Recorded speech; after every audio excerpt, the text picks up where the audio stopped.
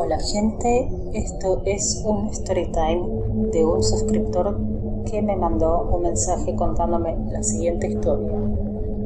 Él es de zona oeste, se llama Gonzalo y me dijo que narrara yo la historia, él me mandó todo escrito, así que empezamos. Yo vivía en zona oeste hace más de 20 años atrás, cuando todo era campo. Mi papá hacía brujería, lo sabíamos todos, le encantaba eso. Nunca supimos exactamente qué era lo que hacía y mi mamá sinceramente tampoco quería saberlo. Pero bueno, en esa época estábamos en el pleno campo, se veía una luz en el horizonte de noche y eso era la casa del vecino. Alrededor de la casa había como 1 metro de pastizal crecido y mi mamá cuenta que era verano y estaba afuera porque hacía calor. De la nada le apareció un perro muy lindo, como un siberiano. Tenía los ojos grandes, brillantes y claros, pero era demasiado grande para ser un perro, más bien parecía un lobo. Ella lo vio de lejos y se asustó, pero mi papá le decía: dale, no seas miedosa, vení, vamos a ver el perro, y estaba tratando de llevarla contra su voluntad. Dale, acércate que no hace nada. A ella le dio miedo y se encerró en la casa, porque sentía que él quería llevarla con el perro para que la ataque o algo.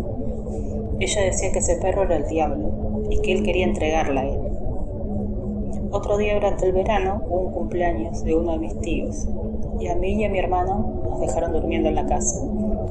Cuando ya se estaba haciendo tarde, mi mamá volvió a la casa y contó que esa vez iba caminando por lo que era una calle, obviamente de tierra, y de lejos la empezó a seguir ese perro. Cuando ella se daba vuelta y se paraba para verlo, el perro se quedaba quieto mirándola también. Después ella tenía que hacer un camino por el medio del pastizal alto y tenía miedo de andar por ahí con ese perro siguiéndolo. Ella atinó en un momento a tirarle piedras para alejarlo, pero el perro estaba tan lejos que no le llegaba. Ella notaba dónde estaba porque el perro era demasiado grande. Llegaba a ser casi del tamaño de un pony. Cuando vio que no podía hacer nada, empezó a correr por ese caminito. Y ella vio que en un momento, cuando ella empezó a correr, prácticamente enseguida, se empezó a mover ese pastizal, como si el perro ya estuviera casi al lado de ella, corriendo a la par. Lo que más le llamó la atención es que escuchó que el perro tenía cadenas y hacían ruido. Corrió muy rápido hasta que llegó a la casa, entró y cerró todo. Y lo extraño que ella cuenta, porque la verdad nosotros con mi hermana no nos acordamos, es que nos encontró llorando. Cuando nos vio así nos empezó a preguntar qué nos pasó y nosotros le decíamos que teníamos miedo, porque escuchábamos algo, como un perro arañando la puerta desde afuera de la casa. Nos tranquilizó y nos hizo dormir de vuelta. Después de eso, se fue mirando por las ventanas y vio que el perro seguía a la distancia, un poco más lejos, pero ya no era el mismo perro tipo siberiano que yo había visto. Ahora era un perro completamente negro. Como bien sabrán, cuando la gente de campo no sabe qué más hacer, consulta con una bruja. Así que mi mamá fue donde una bruja y le contó lo que estaba pasando.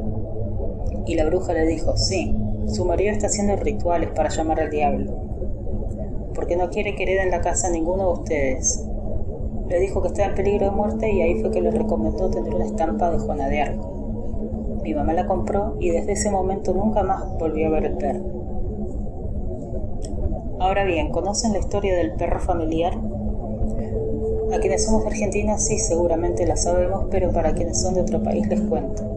En los campos del noroeste de Argentina se cuenta, sobre todo en lo que eran los ingenios de azúcar, que los patrones invocaban al diablo, ofreciendo la vida de algún trabajador a cambio que el negocio fuera próspero.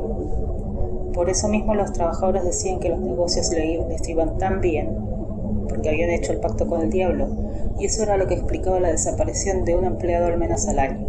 En cuanto a Juana de Arco, sabrán que ella decía oír la voz de Dios guiándola para darle la victoria al pueblo de Francia en la Guerra de los 100 años. Lamentablemente la Iglesia Católica dijo que sus afirmaciones eran mentiras y que ella era una bruja, por lo que terminó siendo quemada.